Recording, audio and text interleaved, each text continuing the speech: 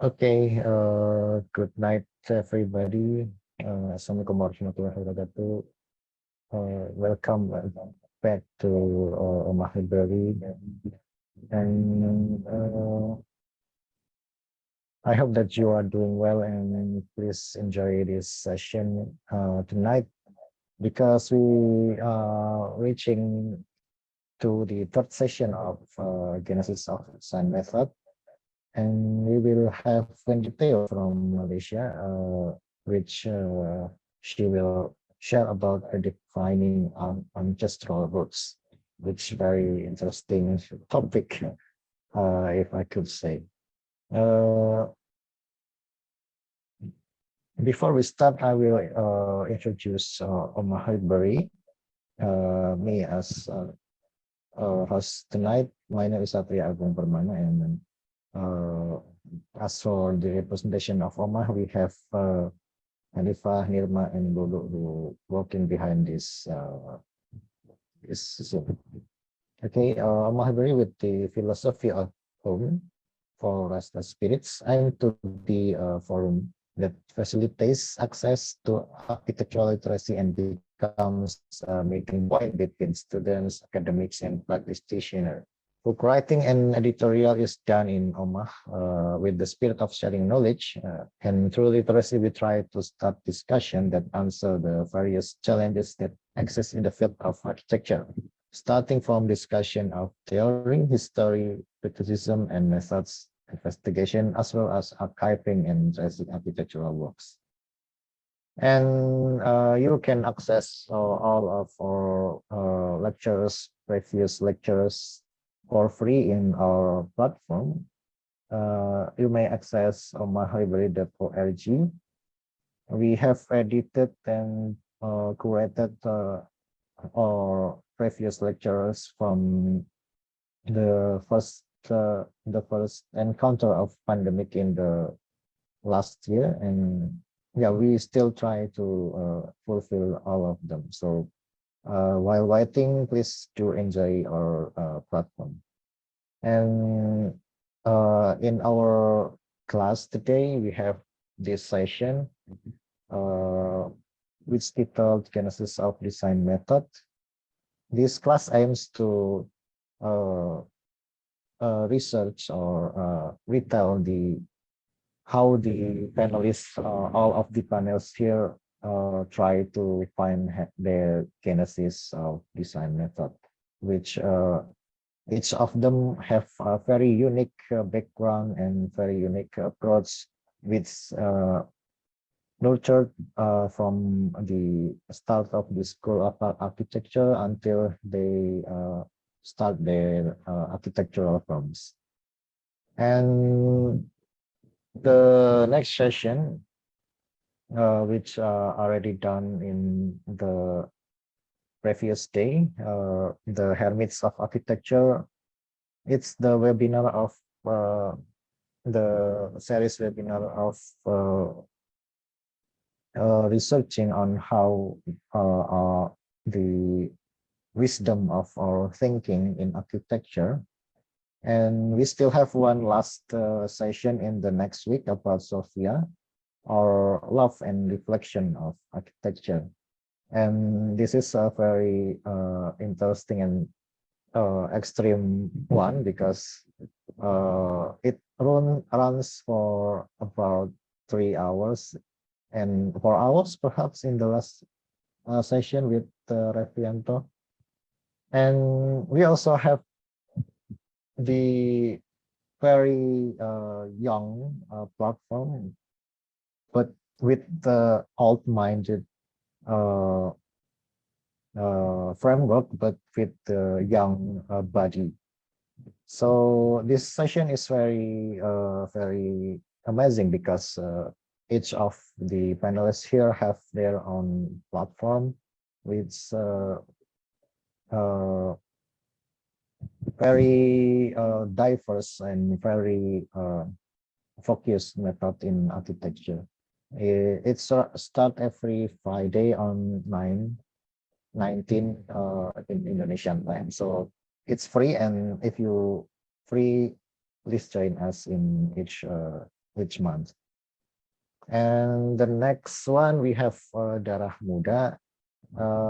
It retells the story of young architects who built their firm, and they have ups and downs in life.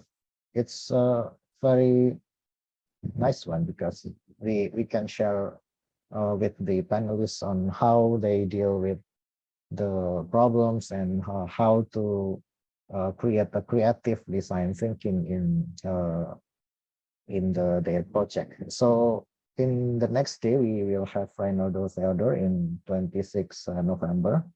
So please register if you are interested.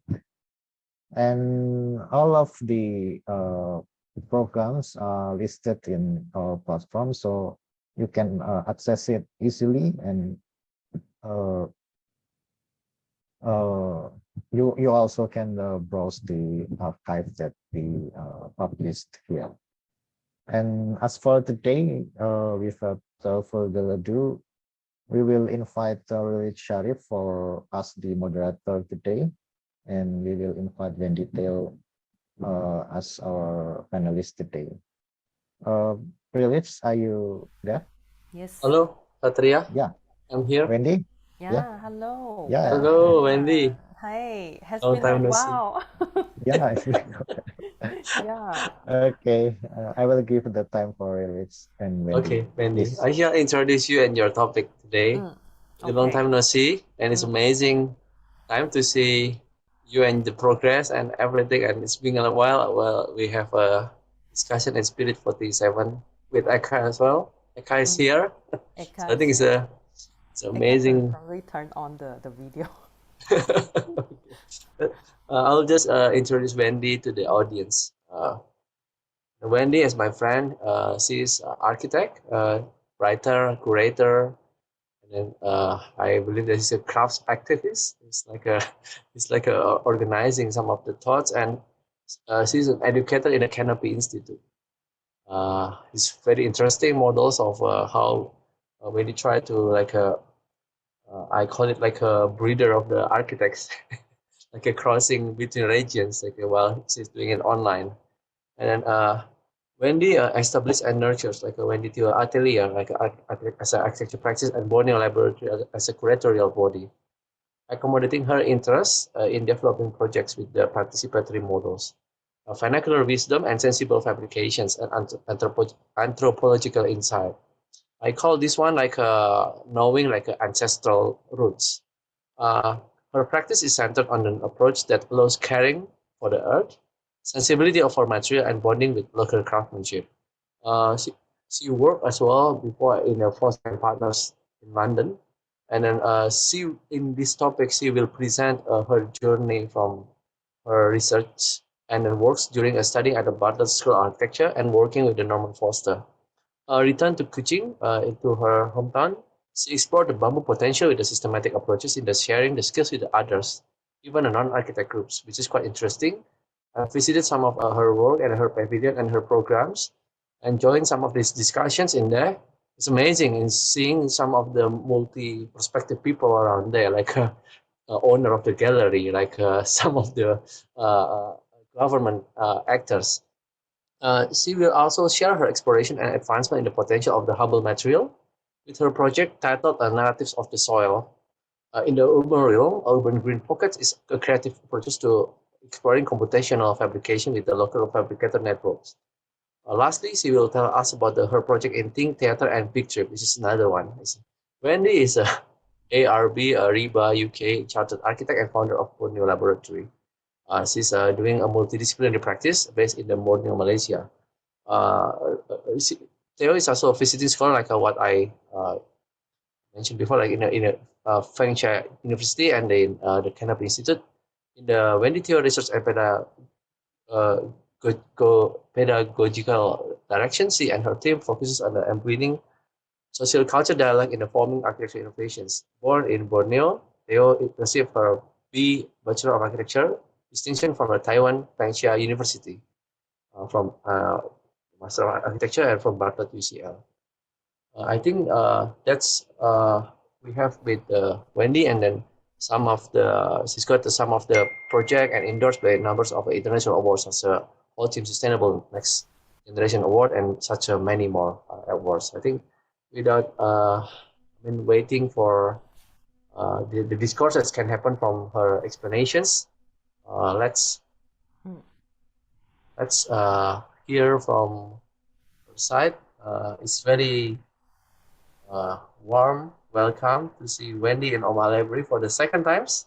The first time in the bitter and sweet session, then Third time, I think. the third time. Like over the internet, the world of internet. It's already Sorry, the second time. this Yeah. is the third time. And the And, last time, yeah. and Jakarta, this, like physically once. Yeah. I think we've been knowing each other for like 3 to 4 years. I mean, I think it's been knowing. And then it's amazing to see some of the curatorial body and then some of the writing that she's done. It's amazing. And I call it like the text is just so complex and then multidisciplinary and it's quite deep in terms of the activist mode. So I think it's amazing. And let's see the presentation then. Thank Okay, you. Wendy, I'll Yeah. give it the floor to you.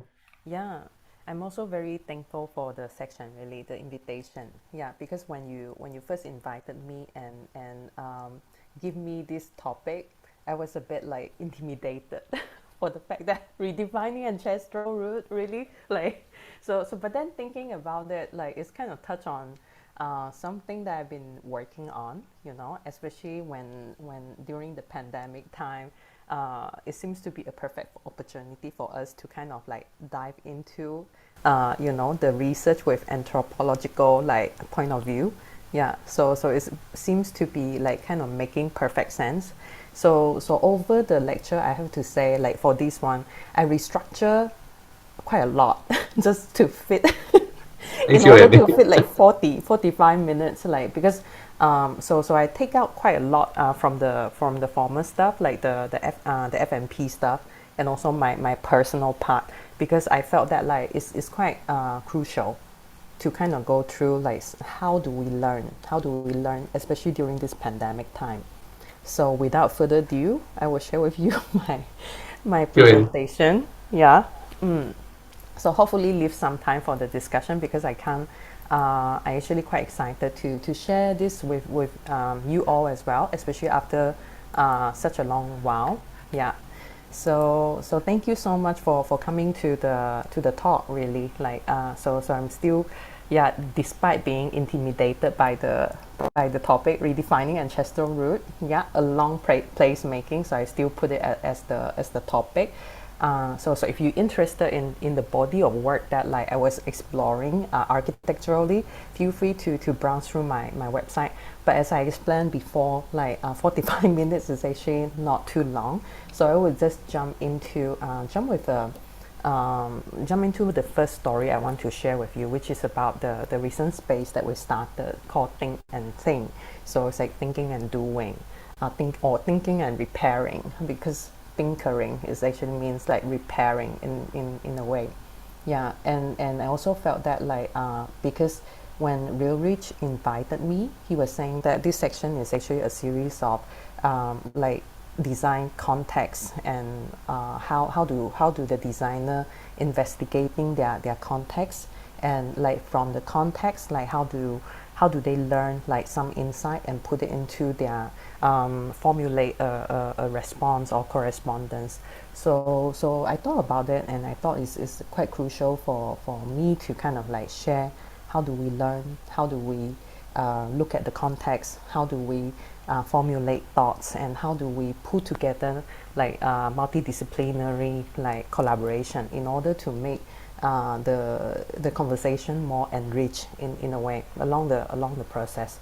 So yeah, Think and Think, this project is the first story I want to share today. It's a My Factory. We define it as My Factory. Yeah. So before talking about Think and Think, I want to share with you about the space we had from 2018 till 2020, because this space of us like is renovated from a residential house into an art space. So at that point, I just moved back to Kuching. I was in London before. and I felt that like, well, I will need a space to kind of accommodate the event and also the discussion, the discourse that I wanted to initiate in the city. But then like when it seems to be like when this residential house seems to be the perfect spot to be renovated, like so I just went ahead with it. And after a while, like when it grew, like it started to bring in like quite a lot of problems, because it's, you know, the program of it is supposed to be a residential area, so it's bringing in a lot of traffic when we're doing event. Like for some of the, okay, we initiated the first site-specific theater in the city. So when it's kind of like got popular, like every time when we're doing event, easily there will be like more than 80 people like come to our space, and most of the people, I think it's similar to Jakarta, most of the people actually driving from places to places, and it's bringing in a lot of traffic to the area. So I was the complaint. I'm sure that like local police station probably have my name in the file. Yeah, so back in my mind, kind of thinks that like, yeah, it's quite crucial, you know, at one point to move to somewhere else. So 2020 Thing and Thing Supermarket seems to be the perfect location, because it was abandoned and it has been there for 75 years, and it seems to be also in the fact that the location is in the downtown. I just felt that like, wow, you know, the space big enough, very accessible, car park. So everything seems to be perfect until COVID happened. Yeah, so maybe I can also quickly explain how we started. So when we started in 2017, we starting as a over this part, I'm talking about Borneo Lab, like when I first moved back to Kuching. So instead of like doing pure architectural practice, I want to look at something that will enable like constant learning. So Borneo Lab, like as a curatorial body, it seems to be, you know, the kind of perfect instrument to enable that to happen. So in 2017, we started as an online documentation platform with a lot of crowdfunding resources. And then the same year, we started our propagation departments. Like so after we researched a lot, like we felt that like, you know, we need time to kind of like put together and also put together some effort to do the propagation. And so we released our first and second book with the crowdfunding resources Kickstarter. So we did the first Malaysian like art and cultural Kickstarter, yeah, internationally. So quite luckily, we also got the fund we need in order to do the project. And then in 2018, we launched our tangible space, which was the space you saw. And that was a perfect ground for doing research workshop, art performances, and art residency, and also starting a series of like urban discourse.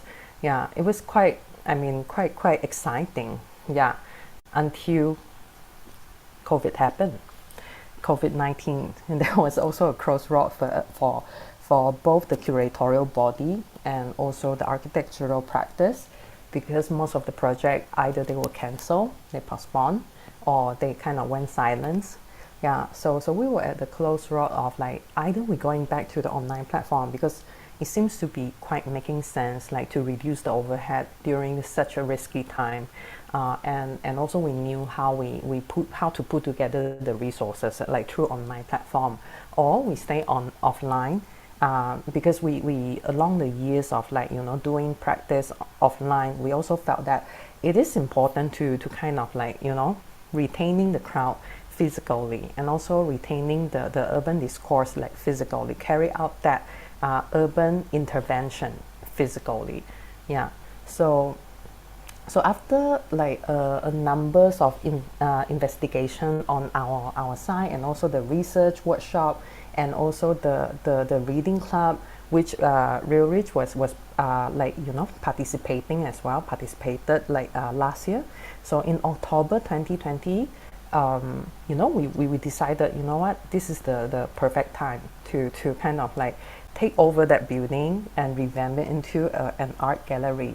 Yeah, so that was also the time, you know, after more than a year of like going silence, like we, you know, when we were silenced, like in or more kind of like calm down in our action, in fact the local craft scene as well. So that was a perfect opportunity to kind of re-engage some of the craftsmen we haven't seen for quite a while. For example, the tinsmith, like some of you from Malaysia might know that, like, oh yeah, Kuching, we still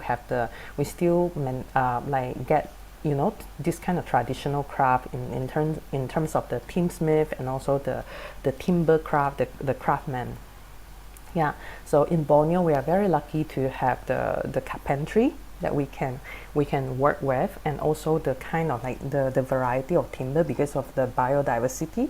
So this is also enable us to present the material beauty through the building.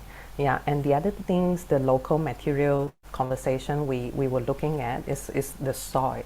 So with this project, it's quite fun because we set out a series of like small scale workshop with collective input over the mud experimentation, collective like around the region. So instead of having like just one type of mud, we have like more than 10 type of muds to experiment, to play with it, to understand like how to set out the recipe.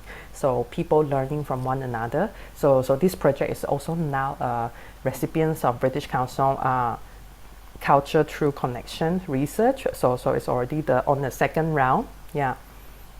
And the other thing is like, of course, we built our own furniture because during the time, like we just felt that like it would be so dangerous to kind of like go out there and shop for the, you know, like it doesn't really seem to make sense, like when we have time, when we have the, you know, the mind space to kind of like design something really belong to us, like creatively. So we spend quite a lot of time like looking at material and tectonic experimentation, and then we set out the flow gallery. So for the flow gallery, like together with the steel guy, the steel maker that we have been working for some years, yeah, we put together this 50-meter like long steel light. So with a message of like, yeah, don't go with the flow, be the flow. So how could we encourage the city to be the flow of their own, and to put together their content to work with us in the flow gallery. So of course, like some furniture design, because during that time, like we need to minimize like the context. So how could we work with like more digital fabrication to enable so. Yeah, so along the time, like there are other spaces that I don't think I have that bandwidth to introduce them all. Yeah, but these are some of the spaces we have in the space now, like art residency. We have cafe as well, think tank, which is our studio collective space, and the exhibition space. Yeah. So if you ever come to our building, you will find that like in different like little corner, like you will find some phrases we put together, and those phrases were being typed out like during the pandemic, like lockdown time. So for example, like this one, at the moment of despair or the moment of victory, remember, this too shall pass. So this is also a message that we're trying to give to the public audience who visited our space, like this too shall pass. Yeah. So I think like for this first story, it's like our story of pandemic. I hope it will also bring you some hope as well. And when it's come to Borneo Lab, like it's a for us it's a lab for learning and also evolving the Borneo aesthetic. Yeah. So our practice is inspired by the concept of Berjalai. So with Berjalai, if you know about like Borneo context or Borneo culture, like for the Dayak community in the past, a lot of people basically stay with their own community in a secluded forest or mountain or river. So they learn from their group or their community. But once in a year, like in their lifetime, they will need to travel away from their community, travel away from the people that they used to they know, or like travel away from their comfort zone. So this is when this is also the moment they learn from stranger or people they didn't cross path with like before, and this is also when their value system grow or crush. Yeah, so but they always come back as a better being because you are more mature, like when you manage to kind of encompass more, really. So with this Bajalai, we kind of hoping that like our practice also embrace the principle of it, keep learning with different people, keep growing as well, or sometimes like being crushed is all right. Yeah. So with our practice, like today I'm just going to focus on two, like the design service part and also the curatorial direction. But in fact, we have four pillars. Like the design part will work on like work with festival bodies, like individual clients, developer, furniture brands. And for the curatorial service, like we work with like cultural agency, NGO, and festival bodies. And in order to have more depth in the kind of like project we do, we also work with educational like institute, and also we engage like designer, artisan to work together in order to widen our research scope. Yeah. And lastly, since we have done like several segment of things, we want to make sure whatever we have done is being documented, because along the years we find out, in fact, if you look at Borneo as a context, quite a lot of research has been done, but a lot of time you don't see them being documented properly. It's ended out like, going nowhere. So we felt that there is an urgency to put together all this knowledge into the form of publication or documentary films. So we have been like very proactively set out models for our publication. So we have done our second publication and now putting together our third one and the fourth one. So our goal is to have like 10 years, 5 books. Yeah, but these 5 books is like kind of encapsulate our research journey and also like the curatorial direction around evolving the context that we're interested in. Yeah, so these are some of the work associated with like these 4 pillars. But today I'm just going to elaborate more on the design part and the curatorial parts. Yeah. So for the design approach, there's one thing that we're always interested, which is like participatory model and materiality. So, okay, I'm not going to go through all of them, but I'm just going to give you a glimpse of like some of the things that we have done. For example, the instrument, the bamboo research, so in 2018, I was invited by Joe, like from the festival director of Rainforest Fringe Festival. So with this festival, he was suggesting that like, you know what, in Borneo we have quite a lot of bamboo, but nobody has really put them into constructional use, despite it has been done a long time ago, but people already forgotten how to build it.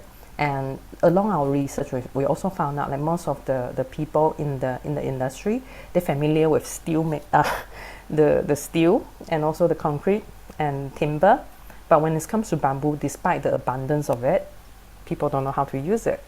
So we realized like with this kind of like research, we need to be, sometimes when you think that like you can just hire a contractor and everything will be resolved. No, sometimes you have to like step in and really research on how to build it, like and tell them how it can be done.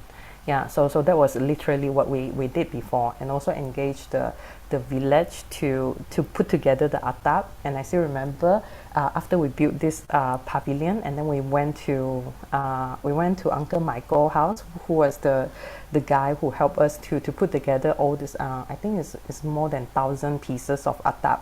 And then he was like, his son was like, you know what, I'm glad that you guys did so, because I didn't know my dad can do it. So we realized there's an urgency to kind of like spread across whatever we have learned, and also put together the things we have learned into a proper format, because a lot of time they kind of lost in the process. Yeah, so that was what we put together in 2018. Yeah, and for a lot of architects, the project seems to stop here, because you get the nice photo, you can publish it, or you can share it. But we felt that like it's very important to put them into the book format, yeah, and also even sharing across like whatever we have learned. Yeah, so in very like no bullshit manner, like so we put together a lot of like details to show how this can be done. Yeah, so yeah, like, and or even how to treat it, because we realized it wasn't really the building parts is challenging, is to get the material is challenging. And when you want to build a bamboo building or bamboo structure, you ended up like involving in the entire ecosystem of it. So that was us. Like, yeah, and we felt that it's very important to at least like sharing how we see in terms of the treatment. Like, so over here we concluded the chemical parts and also the natural treatment of it. And the same thing, the same way of like looking at the material, we put together like systematic knowledge for rattan, for timber bark, and also timber. So with this book, like we actually got our fund through crowdfunding. So we got what we needed like to print it. And we are quite lucky because the moment we publish it, like it's quite well received, and also like we managed to get a lot of like kind response. Yeah, so that was our book. If you're interested, like you can always come to our website. Yeah, so when it's come to like the second year, so the festival director, the same director, he came to me and said, you know what, the last one was so successful, why don't you build a second one? Yeah, so but we felt that, like, you know what, if we want to reenact the same experience in the city, we would rather it to be more meaningful in terms of, like, you know, really passing down that knowledge, rather than like staying on the book format. So in that way, we decided, okay, for the second one, is very important for us to kind of like put together a model of like teaching and learning, participate in the participatory models. So if you ever come to Kuching, okay, Rich has been to Kuching, so people always like explaining their address with like, okay, the first mile, second mile, or third mile, yeah, it's all in relation to this 0 point, because Kuching is actually growing in a radial format. Yeah, so when it's come to that 0 point, this is how it looked like. It's a colonial building set out, and it was a courthouse like during the Brooks Empire. If you're familiar with Borneo history, like you might know this White Sultan empire. Yeah, so this project is to redefining that origin. Instead of having the colonial building as our origin, how could we replace it with our own material, and with the contemporary interpretation of our own material. So this project, like, instead of like spending a lot of time building it on our own, we actually spend more time looking at how to pass down the knowledge. So we spend more time on putting together the IKEA like booklet.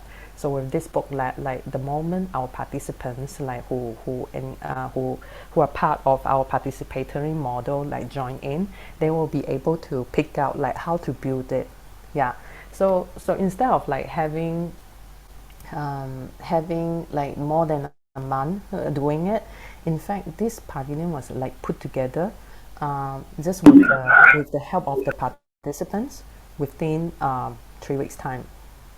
So the help of the model also, I mean, the model also helps a lot, and the participants manage to pick out like what are the parts, despite not coming from the architectural background, and it was how it looked like in the top view. Yeah. And also, like, this is during the daytime, and after the pavilion was put together, there were a series of shows like being performed like near it. Yeah, so this is a night view. This is a night view of Kuching, which is the city that I'm in as well. You might find that most of the project that I'm putting together today is actually kuching. But bear with me, because when it comes to the last part, I will introduce more like of how to reaching out, because I think it's also crucial to bring that out. So after the pandemic, after we committed to think and think building, so there's the pilot project we did over there is Urban Green Pocket. And then during the pandemic time, I'm sure in Jakarta it's the same as well. A lot of people start to embrace like DIY, crazy DIY, crazy Taobao, you know, or the trying to buy in the ingredient, making food or edible garden, like set out their own like home garden, is the same in Kuching. Yeah, so in October, like last year, so we read these articles. I'm sure most of you have read it as well, because it's a widely circulated like articles from El País, and it was talking about the ventilated the enclosed space tend to have more infection. Yeah, so how to enable more like open ventilation space is actually one of the challenge. Like so I felt that this is also a common challenge in Southeast Asia, because most of the space I've been to, either in Indonesia, Thailand, or Vietnam, actually people hang out, or in Malaysia, especially in Malaysia or Singapore, people hang out in the shopping mall. So how to enable alternative model to happen in the city, alternative DNA, you know, to take place in the urban realm is also one of the things we see as a challenge. Yeah, so that was like how, you know, the birth of like Urban Green Pocket happened, because it's not simply just an edible garden, but also it's a space to enable people to hang out alternatively. Yeah, so in order to engage the citywide participation during the pandemic time, we actually started a campaign called like plant life from plastic, to collect the used plastic bottle during the pandemic time, because there was also an article like saying that in Malaysia we created like 3 times more rubbish than normal. So we just felt that like, yeah, it would be good to kind of like, you know, enable everyone to do something collectively.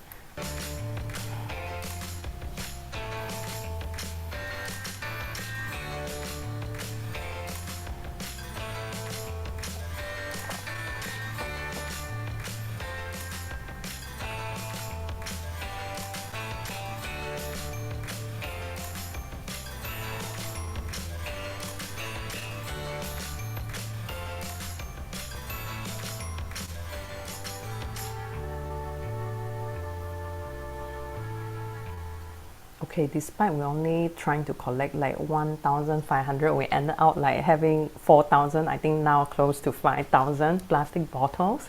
Yeah, so think and think, like I think I explained the location is in the near to the city center, and is also at the junction at where everyone can see.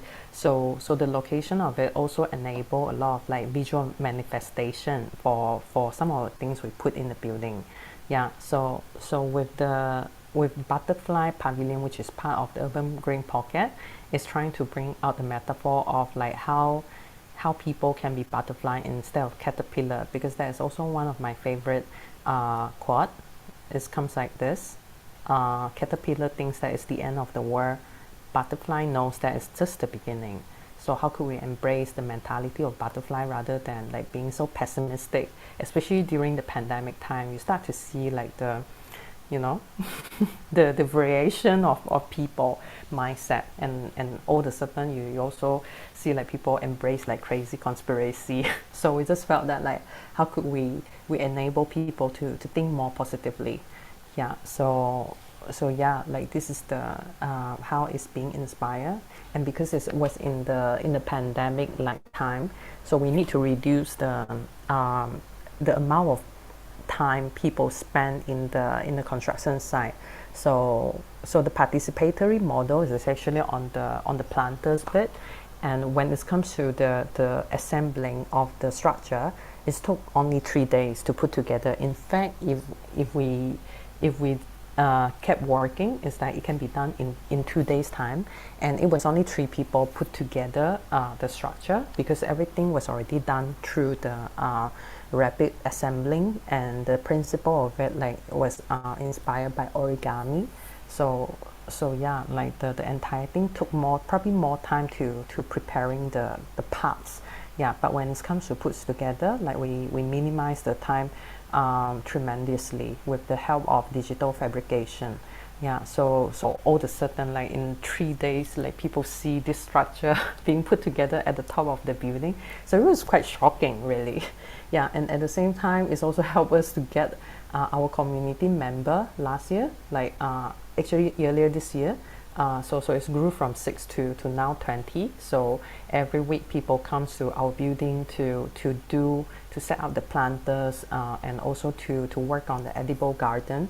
But because since the second lockdown in near to June, like we have been closing down. But recently we are discussing about like reopening it, yeah, for our community again. Yeah, so this is the structure. And we also have another herbs garden, which is this one. Is actually in the next to the building. So this is also recently like just being put together, and it's something that like we want to enable people to put together their herbs in it as well. Yeah. So when it comes to our curatorial direction, actually there's a lot to share on this one, but I'm also like trying to select like some of the bits that like we can discuss. Yeah. So for 2018 and 2019, like on the Kuching context, what we have done is redesigning Bornean aesthetic series.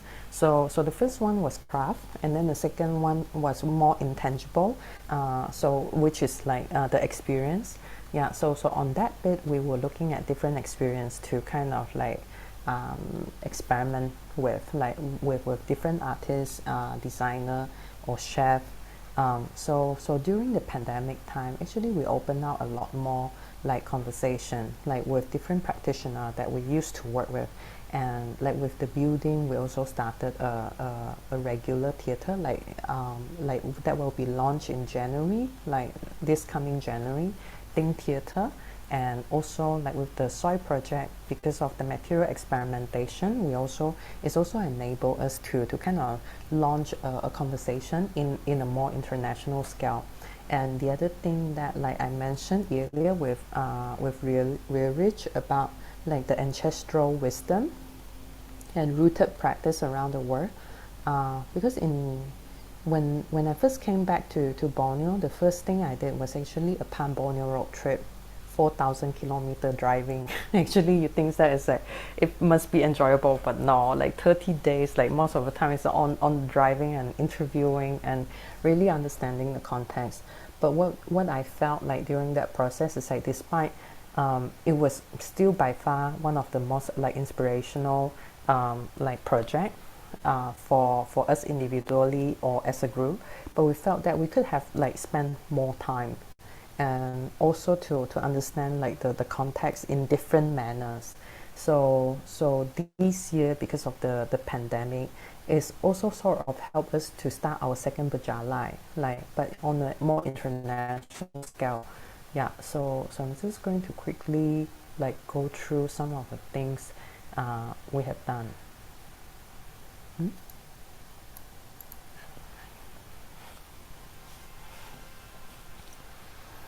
What I like about Borneo material is always constantly changing because of our climate, the constant rain, and also the exposure of sunlight. For example, the water is continuously changing its texture. They're very static. They're also very consistent nature. Borneo now at the moment is pretty much underexplored in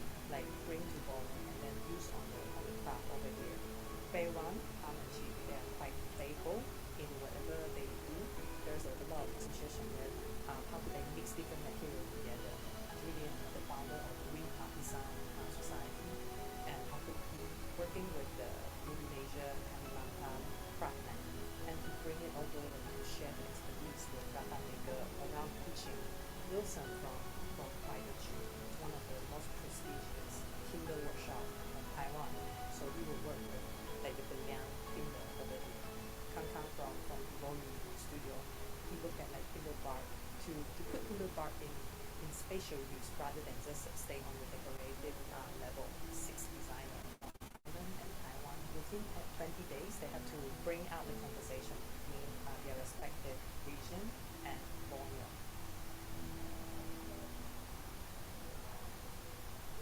Like you have a lot of like different nationality in one city, different food, different languages. Chinese people, Malayan people, and indigenous people, they try to mix together. 不同的族群，然后交流之后出现出了新的食物，我觉得这是一件很特别的一件事。The identity of a group of people is really impact me, and I feel that they can live together. And they like a friend family. It's quite interesting for us to see. Very interesting for us. Like you guys already blend in everything together. It's a lot of different cultural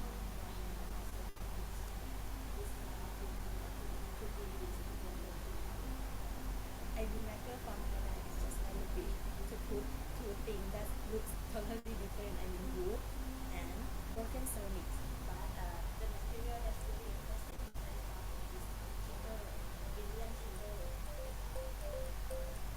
喜欢的是比莲，比莲是一个比较坚硬的木头，它本身的纹理它是交错。I think it's definitely beautiful wood, but it could be more than just a solid wood or like big piece of furniture. 一般家具是比较方正的，然后像你要做比较细致的，有很多线条，它是必须要比较多手工的部分。We wanna introduce the new developers be more like a small object. People can easily touch, you can like feel the material. The concept of movement is from Yajus dance, which is a traditional dance of advanced people.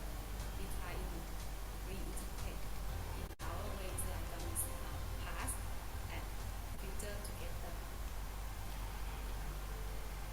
One of the local indigenous community, which is called Kenya, they practice a farming technique called sweeping.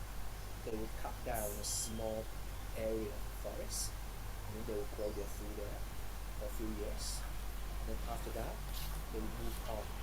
Just before they leave, they will plant rattan in order to rehabilitate damaged forests. Rattan, besides being a material that we can use for making furniture,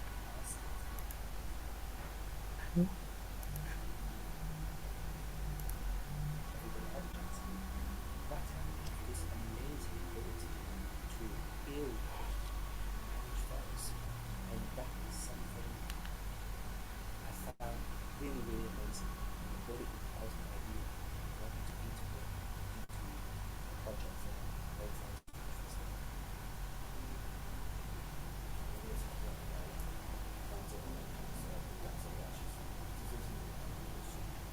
我希望他们可以感受到早期他们可能在住在草坪的时候，盖屋子的时候，他们是会比较舒服的，就让大家感觉到，但是来当地的时候，发现其实这是很不容易找到，我就觉得对来讲，这个材料会就是没有一直被当地那个。We have chance to work with these people, and we work with Uncle Ho. He told us about he has like 3 sons, 1 daughter, but no one wants to do things anymore. The owner of this last remaining rattan shop, he mentions that 10 years ago, where we are now in Java Bishopsgate, there used to be quite a few rattan makers ourselves. But nowadays, this is the last remaining rattan shop. I think one of the challenge of Borneo craftsmen at the moment is like people always perceive that if you're not doing lawyer, architect, or doctor, then you're not doing these craftsmen. They would rather to give up their skill, and it's a huge problem. Encourage or sharing inspire together to engage young and senior one. That is very important to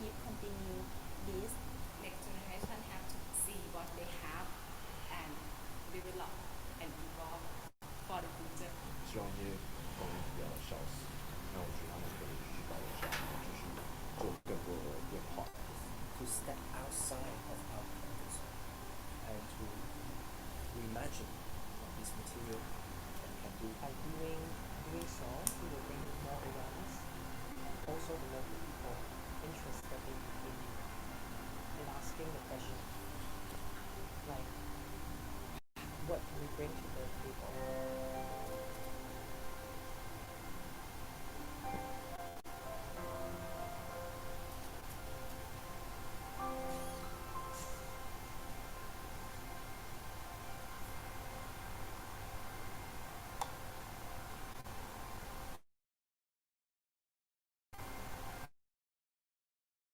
So this is after 20 days what we put together for that 2018 Redesigning Born in Craft.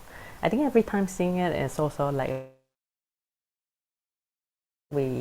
how we started, and also like, you know, the kind of conversation that like we went through with the local craftsmen. Yeah, so it's definitely quite yeah, quite inspiring, even for us as group or as individual. And on the second year in 2019, like we put together Redesigning Born in Experience, and for this one it's actually like looking at a variety of experiences rather than just on the craft.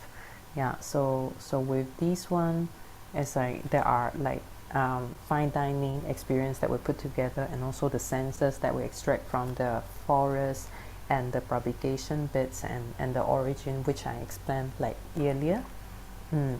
So apart from looking at Kuching as a context, we're also interested in the international like conversation, in terms of on the some of the urgent issue that we are facing globally. So in 2019, like we are also invited to be the curator of like Sun Festival, to look at some of the key the Born Lab is a multi-disciplinary creative platform. Over the last 2 years, we have been working with designer, artists, filmmakers from all around the world on regional collaboration. Our base is in Kuching City, Borneo. In this coming April, we are traveling to Singapore for our next project, Sketches Sundown Festival.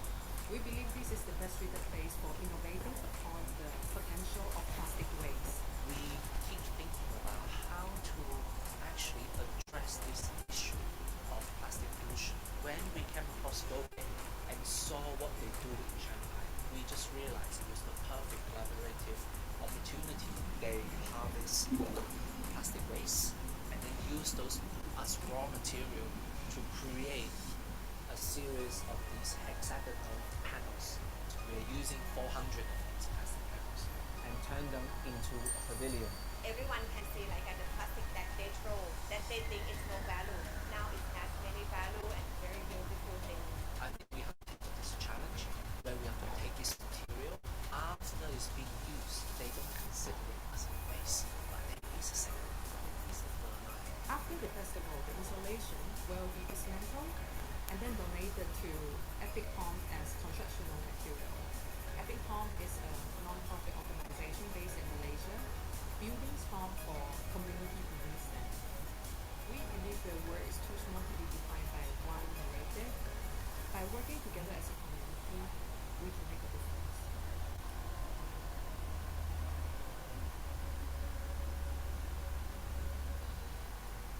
I think with this project, it's certainly quite exciting to work with, like, you know, the like some of the I would say the foremost like environmental designer, and also the material like the designer, to look at how things can be done, you know, systematically.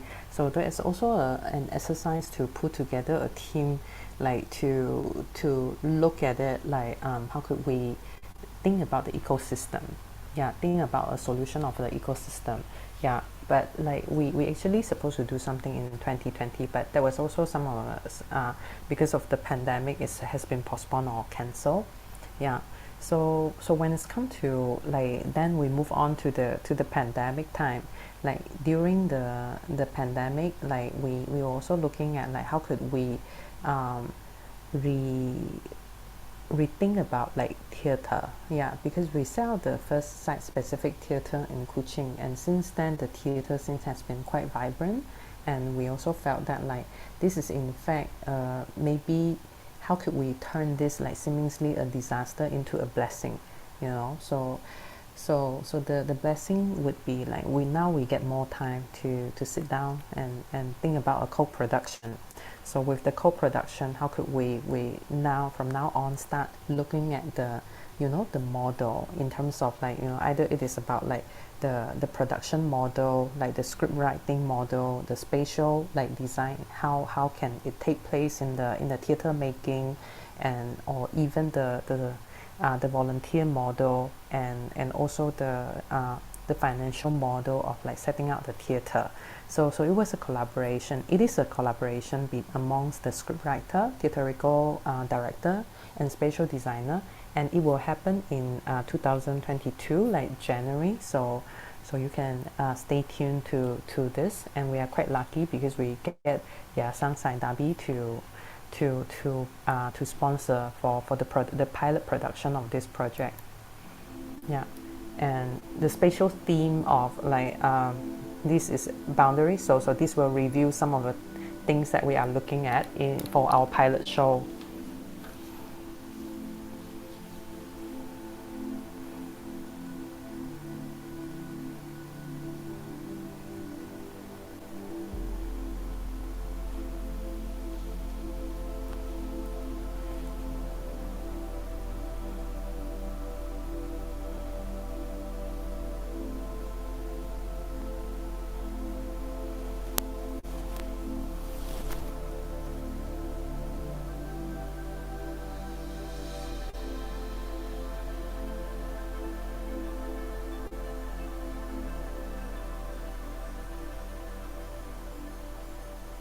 Okay, it's a short one, but if you're interested in knowing more, stay tuned to our website, because we are also going to put together the live stream. But then you probably can only see it from one point of view because it's an immersive theater. Yeah. So I think the other things that we felt quite blessed during the process is it seems to us that after all this while of developing our research wing, we start to get this commission or the sponsorship for doing more research. So this is one of the research project that we did during this year, narrative of soil. So I'm just going to show you what we did with a video.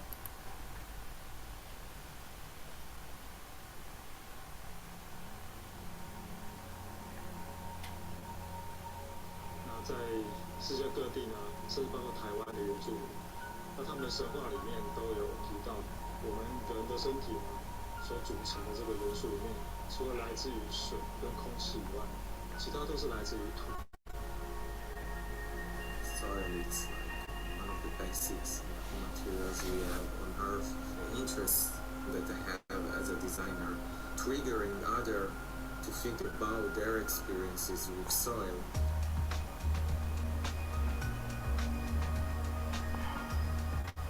My projects all seem to gravitate without intention towards mud.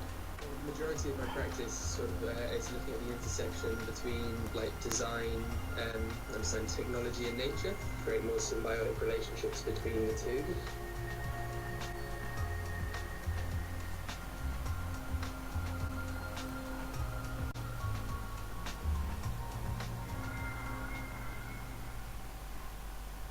So this project is also what we are going to present in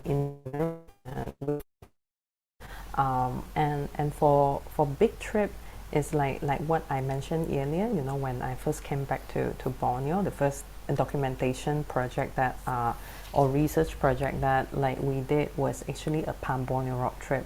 So this Big Trip is a second Berjalai, but it's kind of going on a more international scale, because we felt that during this time it's also a perfect opportunity for us to relook at the ancestral wisdom around the world, because in the era of Anthropocene it's very crucial for us to kind of reviewing what have we lost along the process. And when the capitalistic system turned out to be a failure, not entirely failing, but it's just most of the times when people are not happy, like how the way we live, and we know that this is also the moment we need to be looking at like the model of our living, our productivity or education. So it seems to be quite crucial right now to kind of look at how could we learn from, not simply presence but also the past, and potentially like informing the future. So with this project, we are talking to people around the world, and so in terms of the rooted practice and ancestral wisdom, so we have been collecting story, and this project is a year-long project, and for us we want to treat it as a 3 years project, and we are quite lucky because we managed to secure the fund from New York Asian Research Council. So this is also another research project that like we started during pandemic time. So over here, I do want to share you a clip. Tell me if you can listen, because I haven't tried this over the Spotify. Hey, sorry. Interact the land, walk through the fields, Right. tracking new connections through artistic transformation and international exchange. Let me know if you can hear it. Through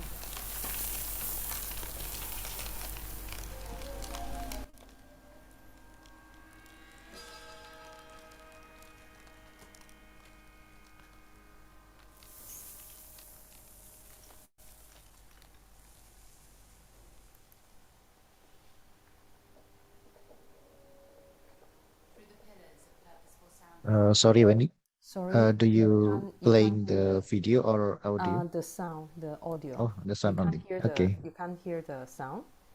Yeah. But not quite clear. Oh, okay. You know what? Like maybe through here. Okay, Tracking thank new you. connections through artistic transformation and international exchange.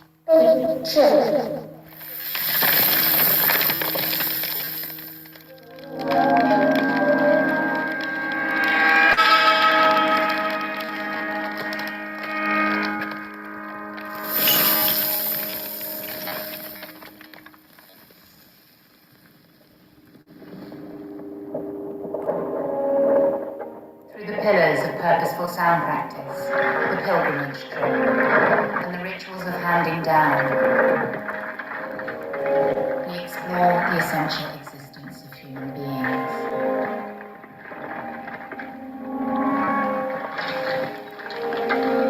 Sharing ancestral wisdoms and rooted practices with communities, curators, practitioners and specialists from around the globe.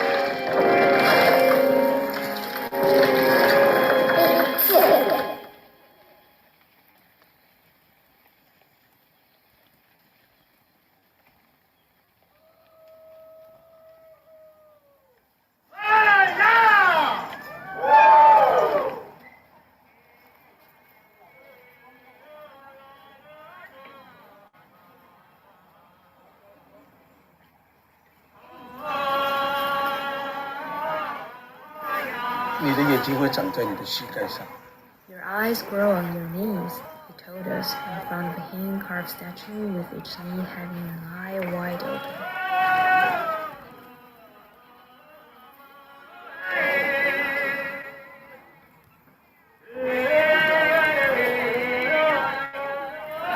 The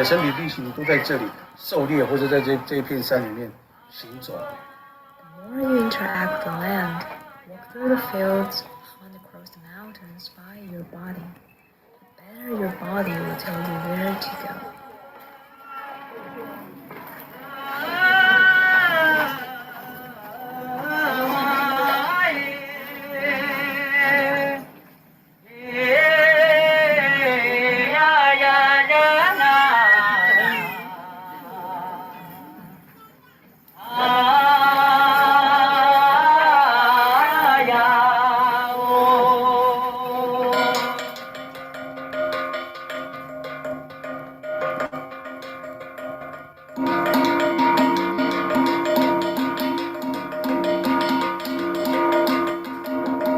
We're in an age where you send a text message to someone, to inform someone of a death or a birth, But in this context, does that mean the practice of using the thought or any of the other instruments, the gongs, will just fade into the background?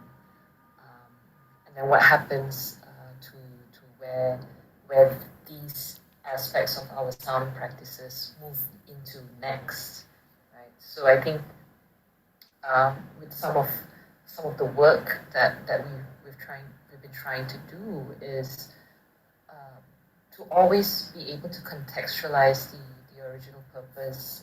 I think because not a lot of people even remember what it is for.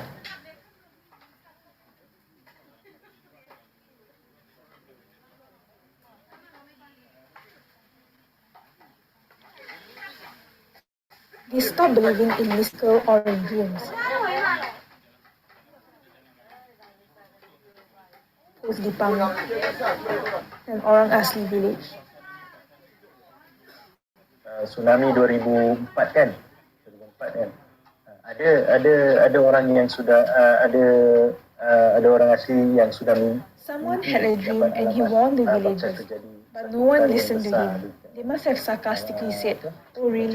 Are you talking nonsense?" Tragedi besar lah kan. Tapi dia tak bagi tahu apa tragedi apa betul-betul. Ronnie have also heard of another story. Dia cerita sebab mungkin during the 2004 tsunami, there was an orang asli who received a dream which informed him that a massive tragedy was going to happen. But he didn't state what type of tragedy, perhaps because he was afraid of how people would judge him or they would not believe him. Not many believe in dream warnings anymore.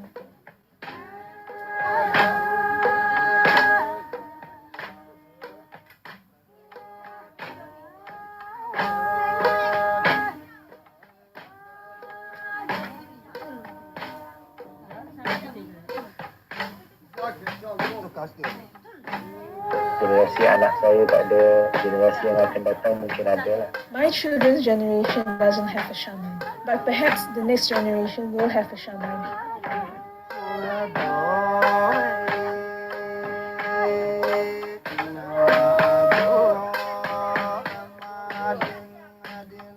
But we won't know who will be the chosen one by the guni. Dia darah orang asli itu tetap darah orang asli. As long as you have orang asli's blood in you, you will be an orang asli.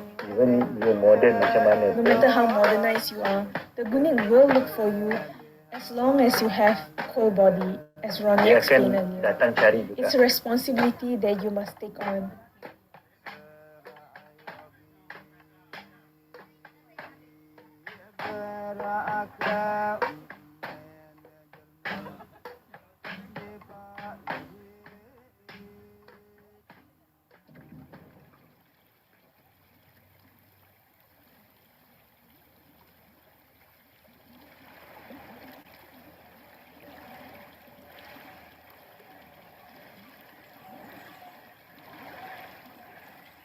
First thing that we got when we were a child is a pedal.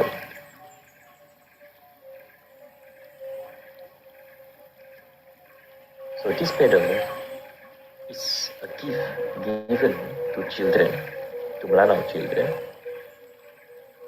We will keep it in our house. We believe that this pedal will be our pedal in the afterworld.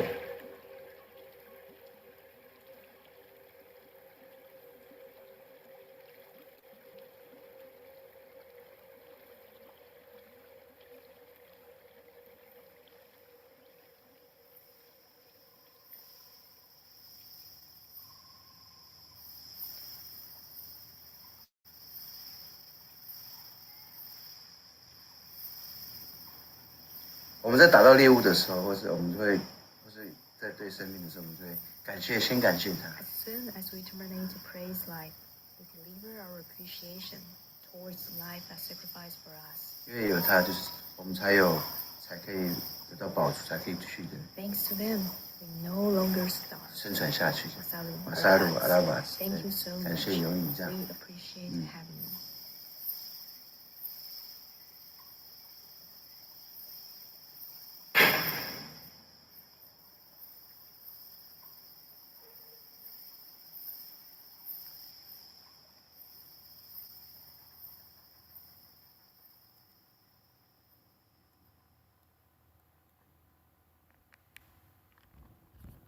Okay. That for our podcast like preview. So that will be a series of like we are putting together a series of podcasts for the Big Trip project. So similarly to the narrative of soy. So I think this is also like grew kind of bloom from during the pandemic time. Like we get more time to research, and because of like some of the track record, the research track record we had, like we are quite fortunate to be entrusted on like some of this research program. Yeah, so if you're interested in knowing our journey or more, like feel free to check out our website, borneoartcollective.org. Yeah, so along the years, like we are also quite lucky like to have recurring partners, like we have been very supportive of like our project, and also and if you are interested in collaboration when physical contact or traveling is more like forgiving, if you're interested in collaboration, feel free to send in your portfolio and some of the proposal. We are happy to accommodate exciting venture or project. And despite the pandemic, we actually set out the art residency in the space. So yeah, let's see. So that's all for my talk, my sharing today.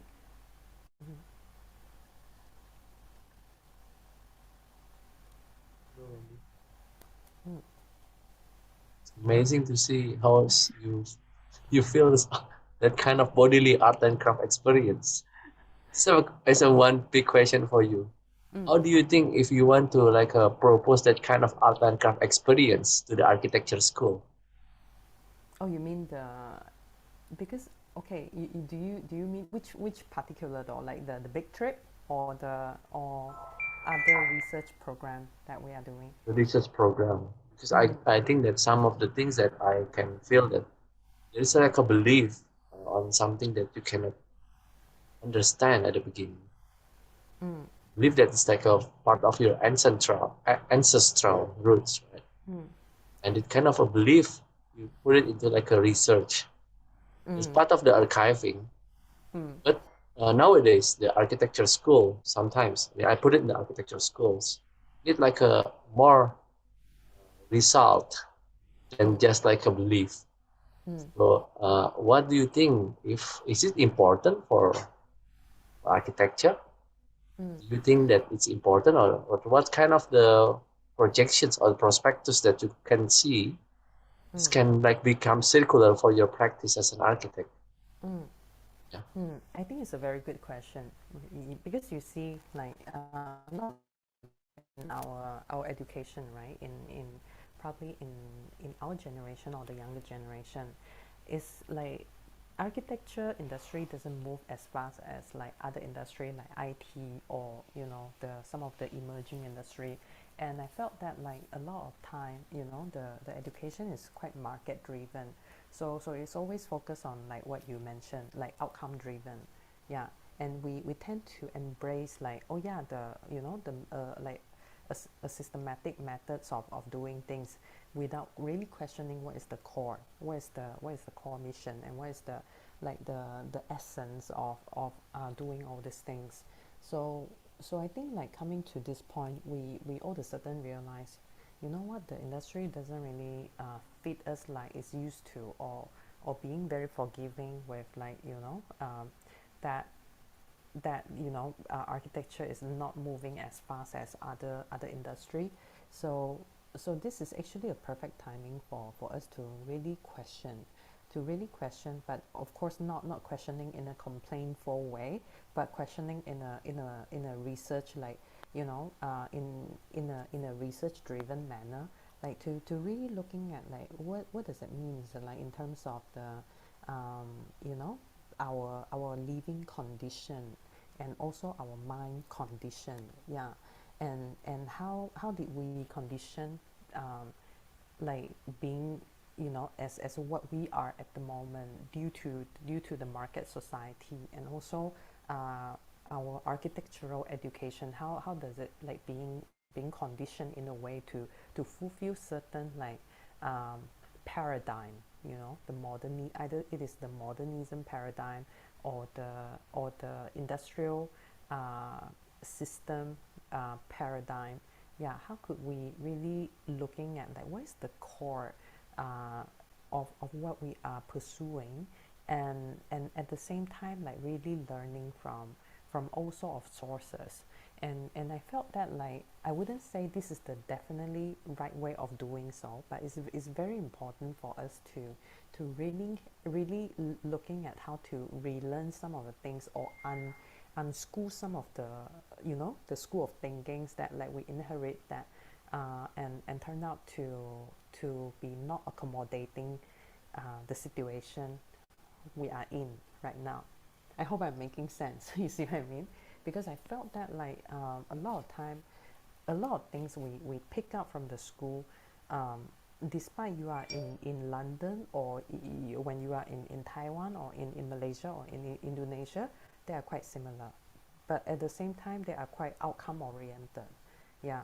But there is a danger attached to this, is like if the situation change, if the environment change, those model, those outcome, those mechanism will immediately make you redundant. Yeah. Yeah.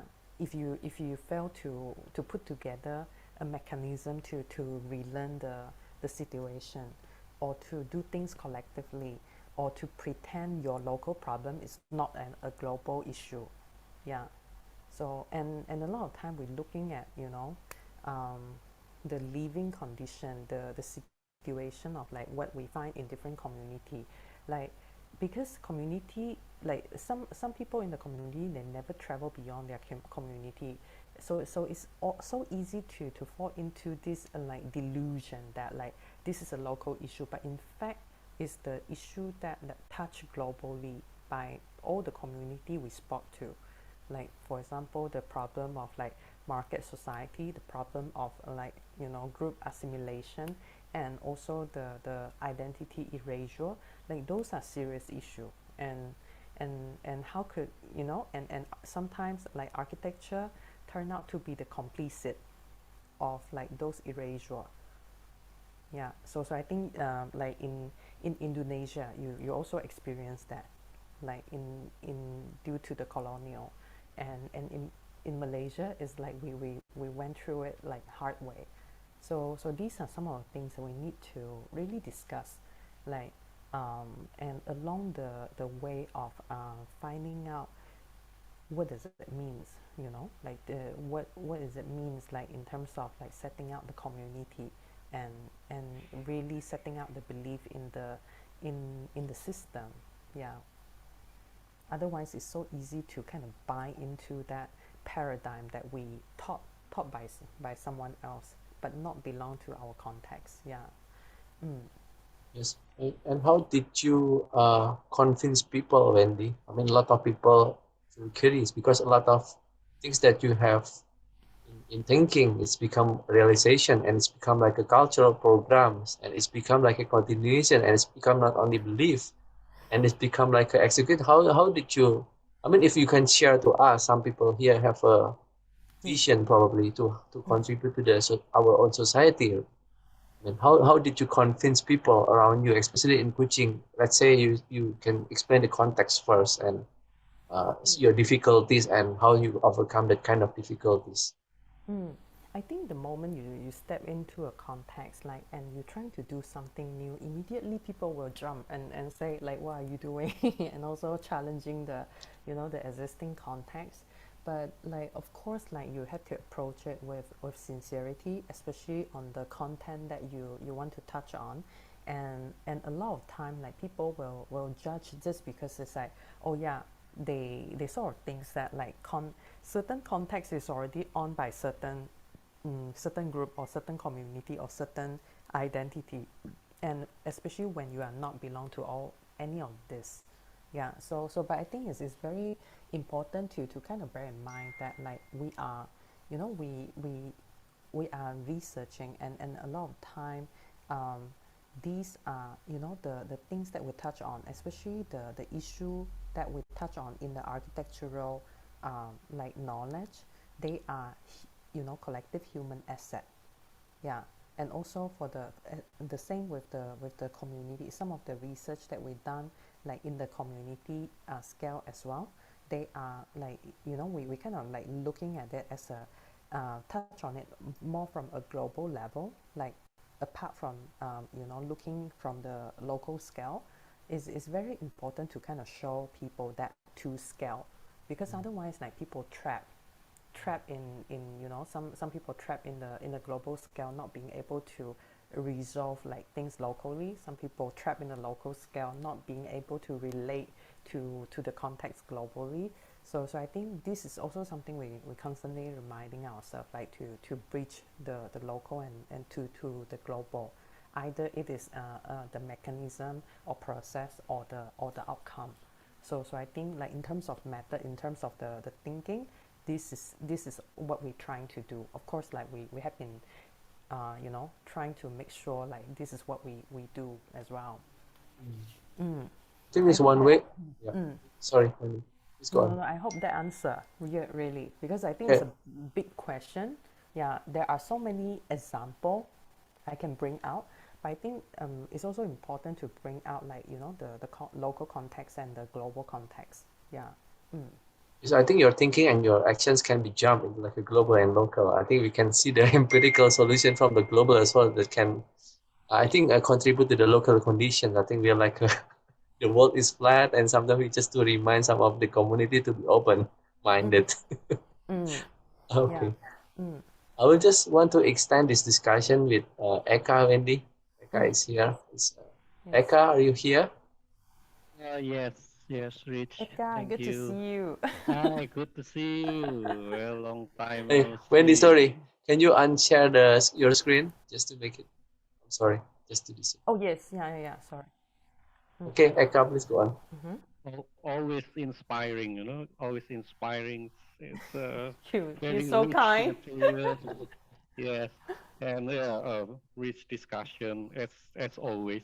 Heavy stuff actually, in my opinion. Well, yes, and I like the way how you stay positive throughout the talks, even when we are discussing actually a very tough times. we, we're talking about the pandemic, and I'm very surprised how fast you move even during this pandemic, you know. And I learned a lot from your talk. Thanks a lot for that. And I get the just to get into some of the discussion that I want to put forward is that uh, I got the hang of that how after post pandemic or since the pandemic, uh, maybe you can shift in a way smoothly or organically, uh, because maybe you already established a solid ground, a solid stance, if you can, if you may say. And I always like to know more on the management area of this story, if you can share some with us, especially okay, if I can see how you already have the solid CV to establish this kind of or get invited to be funded, or maybe even to propose a funding, and it's not a local funding or maybe not even a national funding. You're talking No. about the international scale. Mm. This by looking at the videos that you share with us, there are big names in there, and I can imagine how very few will have the chance to be able in there in that levels. And I'm talking this is very top levels. Now my question is that before that, let's say we go back to 2017, 2018, after you do that what do you call it, a pan Borneo Cambodia trip. voyage, yeah, yeah, and how did you start it? I mean to manage to uh, establish the first Borneo lab during those time. I mean, how do you attract even if we say crowdfunding and so on and so forth? Maybe if you can share with us how did you get it kickstarted to to and of course through continuous works that you put and energy, but so my main thing is that I just cannot imagine how you started at first, because your practice is very unconventional. Because activists and yes, but artistic yes, especially spatially very architectural in some senses, but yeah. So maybe if you can share with us that beginning. Mm. Thank you. Mm. You know what? The beginning is always a bit chaotic. Yeah, it's a bit chaotic because there was also the time that like um, I was looking at, I realized I mean, I'm very thankful for the experience in Foster and Partners, but at the same time, it is eventually a corporate body that embrace corporate ambition. And I am sure that we Rich also understood it like as well. Yeah, so I think like when you embracing the corporate like vision, in a way it's a bit hard to kind of like put in yours because it's like that corporate vision can eat out like your 100% sometimes. Yeah, 95%, and that 5% I kind of leave it to to the alone moment, and also to kind of really think about like what could I do in the manageable scale. At that point I was just thinking about like rather than time management, it was all about energy management. Energy management, like to have like a small pocket of energy to devote it to understanding like the research that I always wanted to do. I'm passionate about like architectural practice. I'm passionate about like the mechanism of it. But at the same time, I also felt that it will be so sad, like not being able to understanding more beyond architecture or beyond the business of architecture. Yeah. So there are so many things, like the trajectory of my interest. I felt that like it won't be fulfilled if I only keep on the conventional architectural like practice. So there was also a point of transition that I felt that I need to make.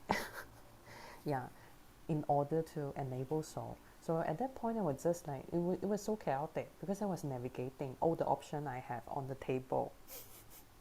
And most of that, like 2017 was exactly the year Kickstarter launch. That's how desperate I was. Yeah. So that was also so the time that like I felt, when you feel that you are vulnerable, you feel that like, oh yeah, your trajectory not being expressed, that is exactly the moment you could be the most powerful, because you will reviewing all the option you have, like, and shoot the bullets. Yeah. So that was me at that point. And but it's also helped me to understand how helpful the open source community are. A bunch of desperate people worldwide teaching each other how to fight the system.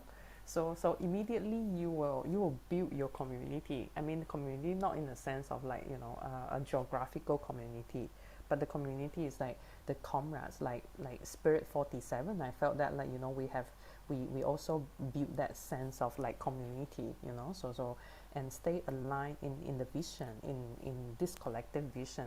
So the same thing with like, you know, starting out, yeah.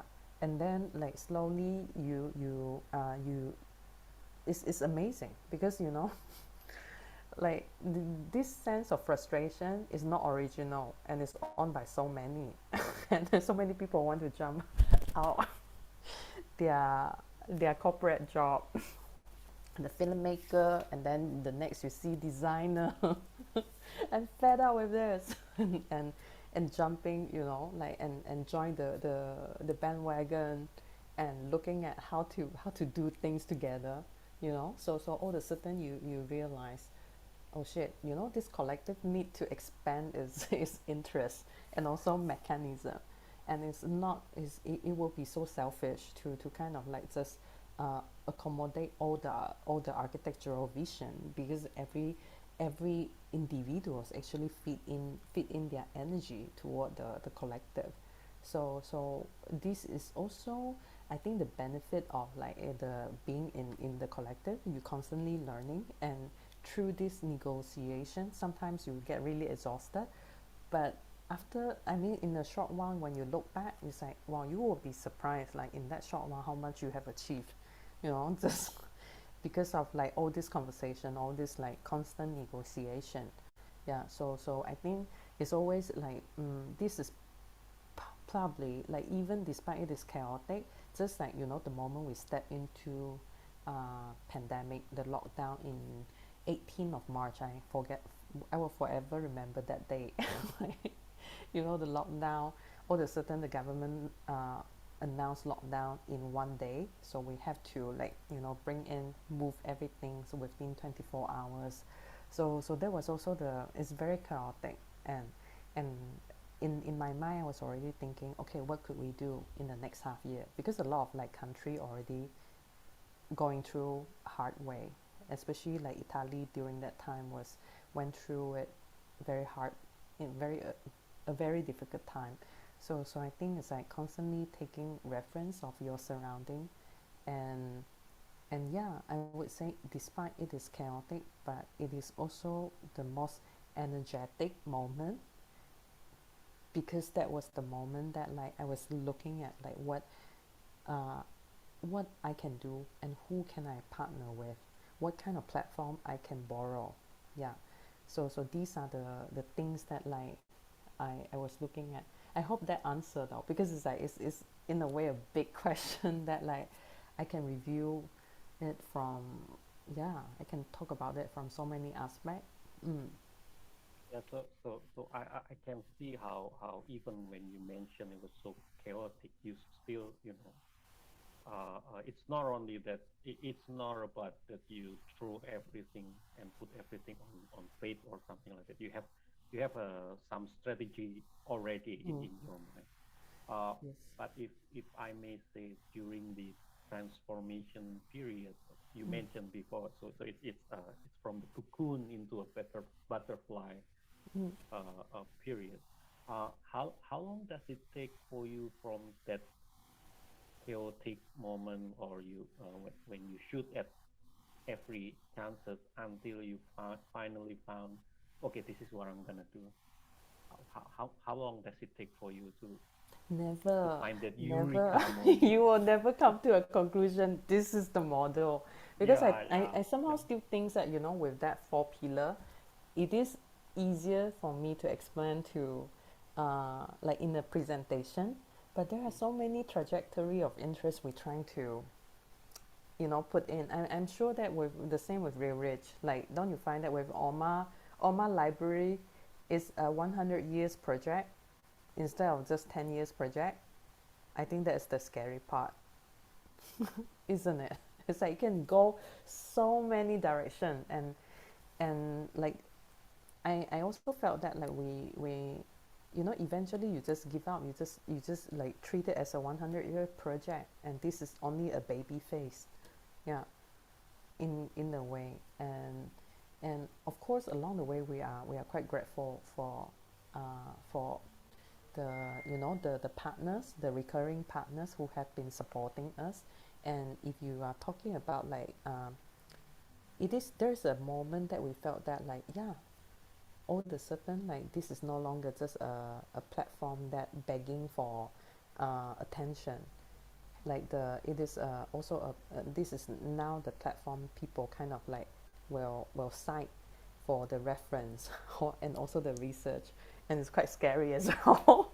Yeah, but it's I would say is the don't compromise your the way of doing things, like from in terms of like let's say if there are certain ways of like doing the research that you felt that is the right way of doing the research, don't compromise it, because I think a lot of way like when they dive into the commercial practice, it's so easy to compromise because of the you measure like how much time the metric of success with the time you put in and also with the outcome.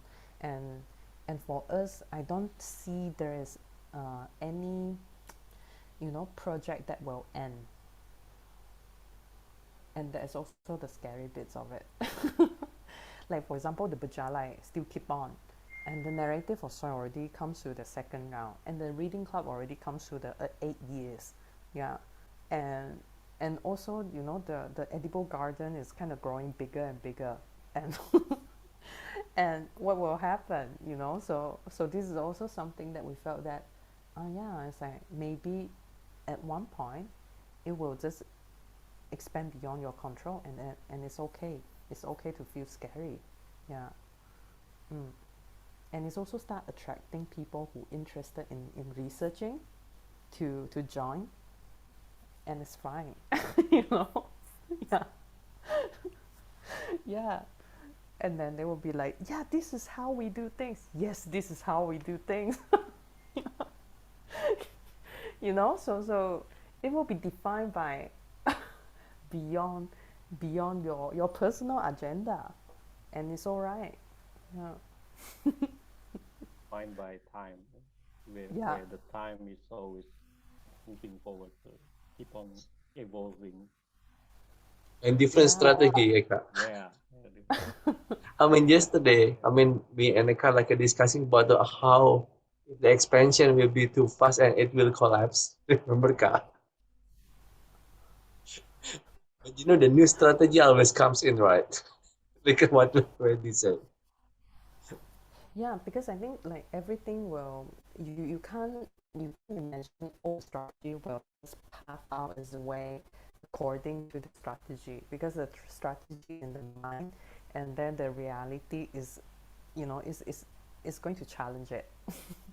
Like I think we built a perfect like plan or projection like in 2020, early 2020. We have a grand plan, grand ambition, until until we were told that in 24 hours we need to move out everything into our house. Yeah. So yeah, I We think did this that is too. life. We Mm. did that with Spirit, yeah, with Andy too. And then it just a month, and then we just need to scrap everything out, and Mm. It's the same with the spirit. I think so. I think that's the way to. It will happen anyway. Yeah. which will then eventually bring to the next challenge, which is I think the most important thing is to invest on the next generation. It's like I always think that we kind of we just the kind of person that the kind of group that opened the Pandora, that but then eventually everything will grow, and like you said, it will go out of control beyond our own individual agenda, personal agenda. Mm. So then so it's a kind it's a way it's not irony, but it's the truth. we're just opening a way, but the way is for everyone to pass, whoever wants to pass. And yeah. But I think this is also the different. beauty of it. Yeah. Because it's like, you know, it will be quite tiring with every project. We ourselves just make the agenda or make the call or for like, yeah, this is how we do things. But you know what, the moment the new energy fit in to the project and bring in their own personality, characteristic, and charisma to the project, they start to like, yeah, this is the way we do things, we perform, we deliver. And then I was like, yeah, let's go with it. Let's go. Yeah, let's go with it. So it's like, it will be so tiring, if we are the only one that making that call. Yeah. So I think that is the beauty of teamwork, really. Yeah. Suddenly Yeah. you don't feel alone anymore, Okay, True. Yeah, so it's so important for us to kind of partner with, with different organization or individual as well. Okay. So, okay, Kak Wendy, shall we move on? Oh yeah, sure. Okay, such a great discussions. Okay, I'll just move on to. There's like one person that I want to hear like the interpretation about this your presentation, Wendy, from the Altra, Bu Altra. Hello, Wendy. This. Yeah, I tried to listen to. Well, I had a problem with my speaker, I guess, because the first time I'm sorry, I couldn't start my video because it's the bandwidth thing. Oh, no worries. So